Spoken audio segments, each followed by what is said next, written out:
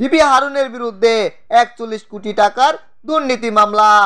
অবৈধভাবে প্রায় 41 কোটি টাকার সম্পদ অর্জনের অভিযোগে ঢাকা মহানগর পুলিশের সাবেক অতিরিক্ত কমিশনার ডিবি মোহাম্মদ হারুন রশিদ সহ তার স্ত্রী ও ভাইয়ের বিরুদ্ধে পৃথক 3টি মামলা করেছে দুর্নীতি দমন কমিশন দুদক।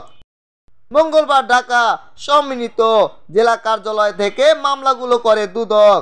সংস্থাটির মহাপরিচালক মোহাম্মদ আক্তার হোসেন গণমাধ্যমকে বিষয়টি নিশ্চিত করেছেন।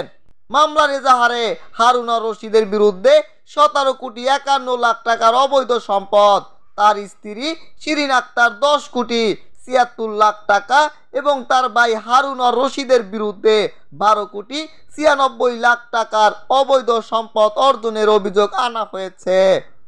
আসামিদের বিরুদ্ধে দুদক আইন 2004-এর 27(1) ধারা ও 1947 সনের দুর্নীতি প্রতিরোধ আইন 5(2) ধারায় মামলাগুলো করা হয়েছে। এর আগে গত 24 অক্টোবর অবৈধভাবে 1000 কোটি টাকার সম্পদ অর্জনের অভিযোগে ডিবি হারুন সহ তার স্ত্রী ও শ্বশুর সহ 12 জনকে তলব করেছিল দুর্নীতি দমন কমিশন। তবে গত 18 আগস্ট হারুনের অবৈধ সম্পদ অর্জনের অভিযোগে অনুসন্ধান শুরু করে দুদক।